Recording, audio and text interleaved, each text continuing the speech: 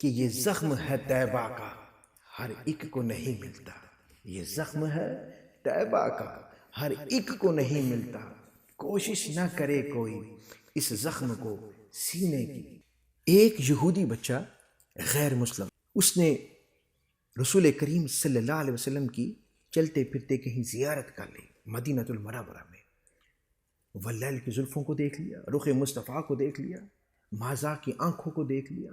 اس کے دل میں حضور کی محبت اترنے لگ پڑی، اس کے دل میں حضور کا عشق اترنے لگ پڑا، اس کے دل میں حضور کی محبت و پیار اترنے لگ پڑا۔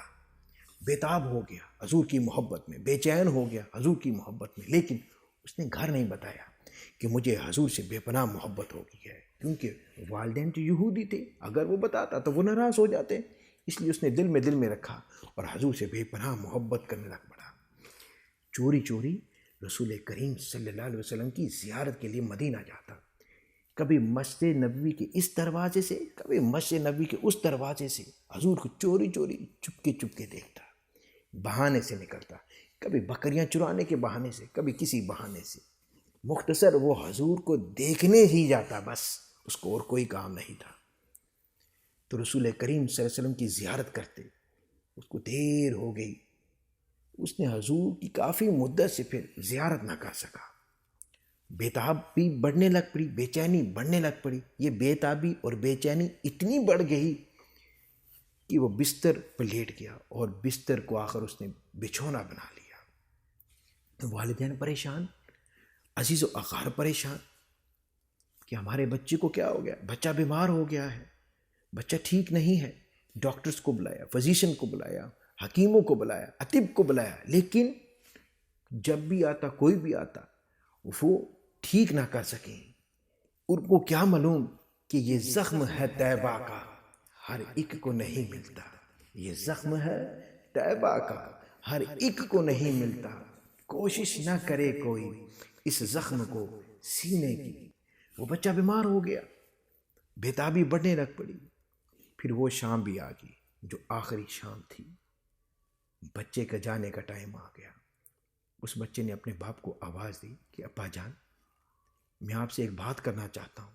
اس کا باپ رو کر کہنے لگا، بیٹا تو میرا اکلوتا بیٹا ہے، تو بول تو کیا چاہتا ہے، بول تو کیا چاہتا ہے، تیرا باپ تیری خواہش پوری کرے گا۔ اس نے کہا، ابا جی میری ایک خواہش ہے، جاتے ہوئے تو دشمن بھی خواہش پوری کرتا، آپ تو میرے والد گرامی ہو، آپ میری آخری خواہش پوری کر دیں گے نا؟ تو والد گرامی نے کہا، بچہ کیوں نہیں، تو حکم کر میرے پیارے بیٹا۔ حکیموں نے جواب دے دیا ہے، ڈاکٹروں نے جواب دیا ہے، تیری آخری ٹائم ہے، آخری سانس ہے، تیرا والد کیوں نہیں تمہاری یہ خواہش پوری کرے گا؟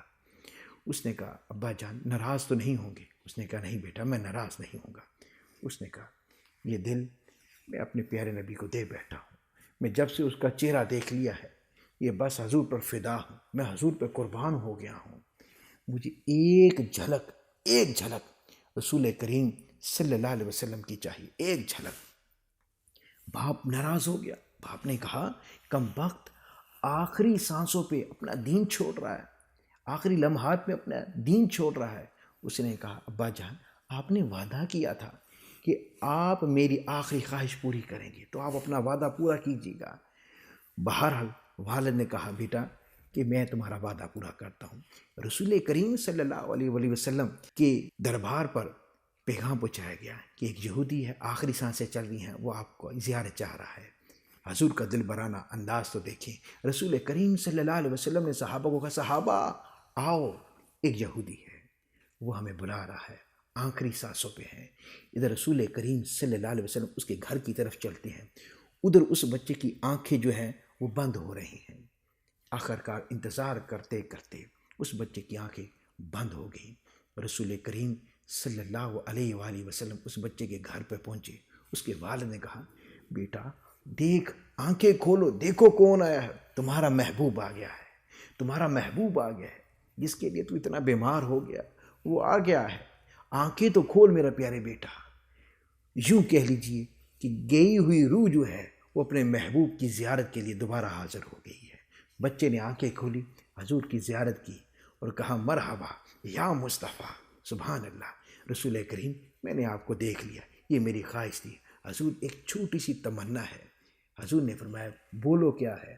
اس نے کہا حضور کیا مجھے بھی بخشش کا پروانہ مل سکتا ہے جبکہ میرے پاس نہ تو نمازیں ہیں، نہ تو تلاوت ہے، نہ سجدے ہیں، نہ عمرہ ادا کیا، نہ میں نے حج ادا کیا، نہ زکوٰۃ ادا، کوئی عبادت نہیں ہے میرے پلے، کچھ عبادت نہیں میرے پلے، کیا مجھے بھی بخشش کا پروانہ مل سکتا ہے؟ رسول کریم صلی اللہ علیہ وآلہ وسلم نے فرمایا ہاں تو کلمہ توحید پڑھ، میں زمانہ دیتا ہوں کہ تو جنت میں جائے گا۔ وہ حضور کے قدموں میں گر جاتا ہے۔ اس نے کہا حضور پڑھائیے کلمہ۔ حضور نے کلمہ پڑھایا۔ اس نے کہا حضور مجھے منزل قبر سے لے کر دخول جنت تک میں آپ کی ضمانت پر یہ کلمہ پڑھ رہا ہوں۔ حضور نے یہ فرمایا تو کلمہ توحید پڑھ لے۔ اس نے کلمہ توحید پڑھ لیا۔ اب اس نے اپنی جان اللہ کے حوالے کر دی۔ یوں وہ بچہ دنیا سے چلا گیا۔ اب اس کے والد نے کہا یہ میت آپ لوگوں کی امانت ہے، مسلمانوں کی امانت ہے۔ صحابہ کرام نے ان کا جنازہ اٹھایا اور یوں مدینہ المنورہ کی گلیوں میں ان کا جنازہ گھومنے لگ پڑا۔ سبحان اللہ، لوگ دور دور سے دیکھنے آئے کہ ایسا کون ہے جس نے، یہودی تھا جو رخ مصطفیٰ کو دیکھ کر جس نے مسلمان ہو گیا، وہ کوئی بچہ ہے، وہ یہودی تھا، اس نے رسول کریم صلی اللہ علیہ وسلم کی زیارت کی اور مسلمان ہو گیا اور فوت ہو گیا۔ اس بچے کی زیارت کے لیے لوگ دور دور سے آنے پڑے۔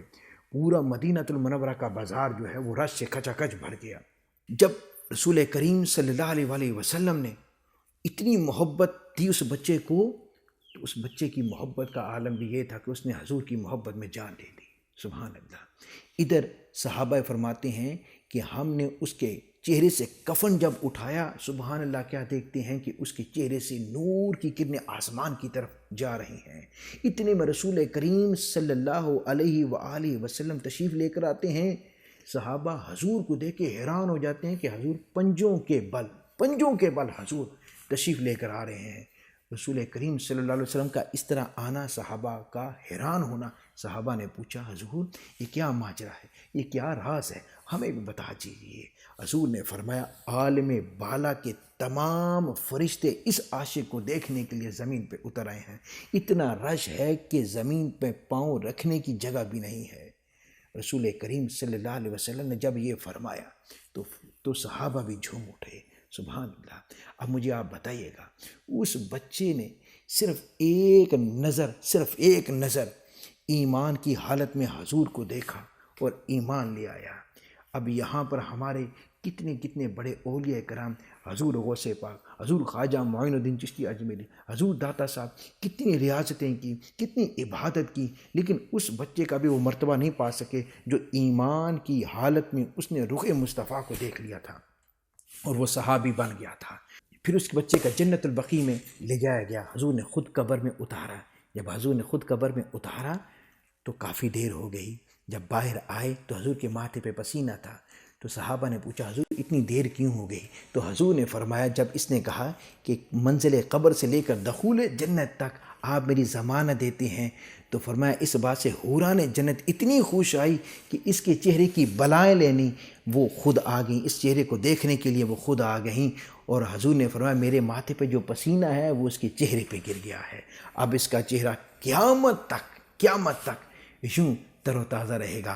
بلکہ یوں کہہ لیجئے کہ آج بھی وہ بچہ اپنی قبر میں جنت البقیع میں یہ کہتا ہوگا یہ ناز یہ انداز ہمارے نہیں ہوتے، دامن میں اگر ٹکڑے تمہارے نہیں ہوتے، بے دام ہی بک جائے بازار مصطفیٰ میں، بے دام ہی بک جائے بازار مصطفیٰ میں، اس شان کے سودوں میں خسارے نہیں ہوتے، ملتی نہ اگر بھیک حضور آپ کے در سے، ملتی نہ اگر بھیک حضور آپ کے در سے، اس ٹھاٹھ سے منگتوں کے گزارے نہیں ہوتے۔